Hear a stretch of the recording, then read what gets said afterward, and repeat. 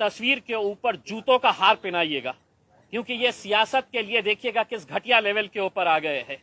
आज के औरंगाबाद शहर के अंदर कांग्रेस के और राष्ट्रवादी कांग्रेस के दलाल नेता आज सड़क के ऊपर अगर निकले तो उनको देखकर थूकना चाहिए हमें। इनकी सियासत की वजह से, इनकी घटिया सियासत की वजह से, अगर सत्ता से इतना मोह था तो सत्ता को चिपके रहना था। हम तो जूते मारते हैं ऐसे नेताओं को। हम पूछना चाहते हैं शरद पवार से, या मुंह में लड्डू लेकर बैठे हुए थे? हम सोनिया गांधी से, राहुल गांधी से, अशोक चौहान से, यहाँ के मराठवाड़ा के तमाम नेताओं से हम पूछना चाहते हैं, मुंह में लड्डू लेकर बैठे थे।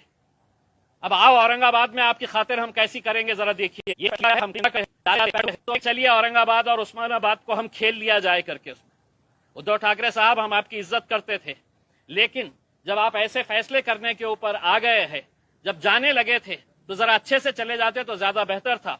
मैं औरंगाबाद की आवाम से अपील करना चाहूंगा, अब ये मामला केंद्र के सरकार के पास गया है, हम इसके जो भी रास्ते होंगे हम वो रास्ते निकालने की पूरी कोशिश करेंगे, और अगर वक्त आया तो हम सड़क के ऊपर भी आंदोलन करने की तयारी रखते हैं। दंगल होऊ शकते किंवा काही ठिकाणी जे तरुण भडक डोक्याचे लोक आहेत ते काहीही करू शकतात अशी सुद्धा शक्यता वर्तवली जाते, त्यांना तुम्ही काय आव्हान? देखिए, मैं औरंगाबाद की आवाम से, उस्मानाबाद की आवाम से अपील करूंगा कि वो शांति बनाए रखे। अभी हमारे पूरे रास्ते बंद हो गए हैं ऐसा नहीं है, हम दूसरे भी रास्तों का इस्तेमाल करेंगे, लेकिन आज हमारी पूरी नाराजगी कांग्रेस और राष्ट्रवादी कांग्रेस, जिन्होंने हमेशा सिर्फ अपनी सत्ता की खातिर किसके साथ जाना, कैसे जाना, अपनी कुर्सी कैसी बचाए रखना, से वही खेल खेला। मुझे बताया गया है कि 2 कांग्रेस के मंत्री कैबिनेट मीटिंग से बाहर निकल कर आ गए। अगर तुम में जरा सी भी शर्म बाकी है तो आज इस्तीफा मुंह पे फेंक कर मारिएगा उसमें। आप इस तरह का नाटक करके पब्लिक को बेवकूफ बनाने के धंधे मत करिएगा उसमें। औरंगाबाद हमारा शहर है, औरंगाबाद के तमाम लोग, इस शहर के पीछे का एक इतिहास है, वो इतिहास को तो मिटा नहीं सकते हैं। और हम ये कहना चाहेंगे कि औरंगाबाद की आवाम के लिए आप 50 नाम रख लीजिएगा, लेकिन औरंगाबाद औरंगाबाद ही रहेगा हमारे लिए। ये लोग बनफोड़ जो गए हैं, ये नाम बदलने से क्या वापिस आ जाएंगे इनके पास? देखिए, मैंने आपको जैसा पहले बताया है कि मरता क्या ना करता, आज उनको ये मालूम है कि अब हम एक मर्तबा कांग्रेस का सहारा ले लिए, राष्ट्रवादी का सहारा ले लिए, 3 पहियों की रिक्शा बनाकर है तो हमने 2.5 साल है तो महाराष्ट्र के अंदर सफर कर लिए है। अब दोबारा कब मौका मिलेगा ये हमको पता नहीं। तो चलिए, जाते जाते मैं उद्धव ठाकरे साहब से एक सवाल करना चाहता हूं कि इसी शहर के अंदर आप कुछ दिन पहले आए थे, आपने अपने भाषण के अंदर यह कहा था कि हम औरंगाबाद का विकास करेंगे।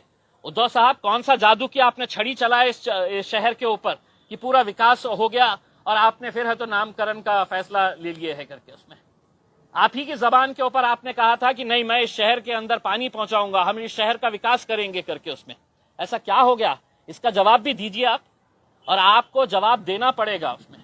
अब आप मुंह छुपा कर बैठ नहीं सकते हैं। आपको अगर कोरोना अगर हुआ है तो आप है तो इसके ऊपर आइए, ऑनलाइन आकर जवाब दीजिए औरंगाबाद की और उस्मानाबाद की आवाम को। उसमें आपकी घटिया राजनीति की वजह से आप हमारे शहर के अंदर हंगामा नहीं पैदा कर सकते हैं।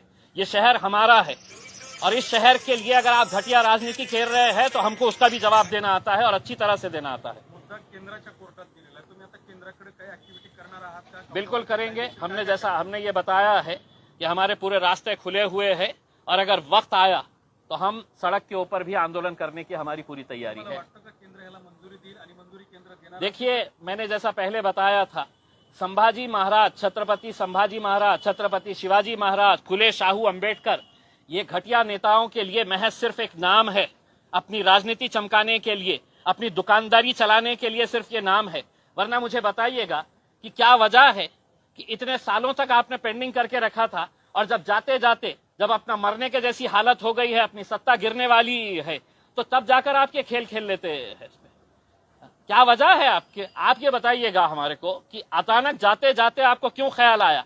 यही तो हम कहते हैं कि आपको संभाजी महाराज से कोई आदर है, सम्मान है, प्रेम है, ऐसा नहीं है। आप उनका नाम लेकर अपनी राजनीतिक दुकान चलाना चाह रहे थे। इसीलिए तो आज आपने ये फैसला अपने फायदे के लिए, अपने राजनीतिक स्वार्थ के लिए लिया है। अब केंद्र सरकार के अंदर गया है, अब केंद्र सरकार ये सोचेगी कि ये फैसला तो कैबिनेट में शिवसेना ने लिया है, अब इसका फायदा हमको मिलेगा या नहीं मिलेगा। तो भारतीय जनता पार्टी भी सोचेगी कि भाई हमने अगर इमीडिएट अगर इसका फैसला ले ले तो इसका क्रेडिट शिवसेना को चले जाएगा। तो संभाजी महाराज से किसी को मोहब्बत है, इनको ऐसा नहीं है। हम तो ये साफ कहते हुए आए हैं कि हम छत्रपति संभाजी महाराज, छत्रपति शिवाजी महाराज, फुले, शाहू, अंबेडकर, हमने कभी भी अपने राजनीतिक स्वार्थ के लिए इन लोगों का नाम नहीं लिया है। ये बहुत महापुरुष है, हम इनका आदर सम्मान पूरी तरह से करते हैं, लेकिन अपने राजनीतिक स्वार्थ के लिए कभी भी इनका नाम का इस्तेमाल नहीं किया है, जो ये राजनीतिक पार्टियां आज तक करते आए हैं। सवाल ये है सर दूसरा कि अभी नाम तो बदल दिया है, लेकिन कांग्रेस और राष्ट्रवादी कांग्रेस के लोगों ने मुस्लिम समाज को, मुस्लिम वोटर्स को धोखा दिया है। देखिए, मैं यही सवाल शरद पवार साहब से पूछना चाह रहा हूं।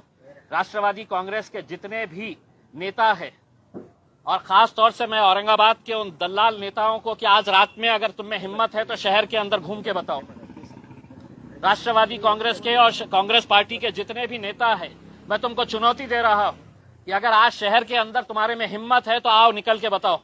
पुराने शहर के अंदर तुमको हिम्मत नहीं है, तुम निकल नहीं सकते हैं बाहर उसमें, क्योंकि कहीं ना कहीं तुमने लोगों के साथ खिलवाड़ किया है, लोगों के साथ धोखा किया है तुमने। और यही वो आएंगे कुछ महीनों के बाद, जब चुनाव होंगे तो इनको जवाब मिलने वाला है, और पब्लिक कैसा जवाब देगी आपको समझिएगा।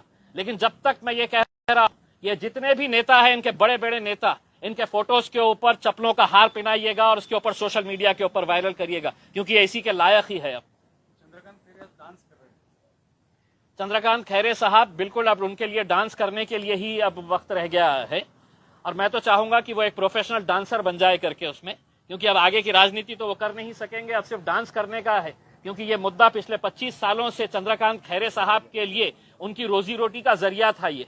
अब ये एक मर्तबा हल हो गया है तो आप क्या करने वाले हैं वो पता नहीं है। तो इसलिए चंद्रकांत खैरे साहब अच्छे ठुमके लगाइएगा।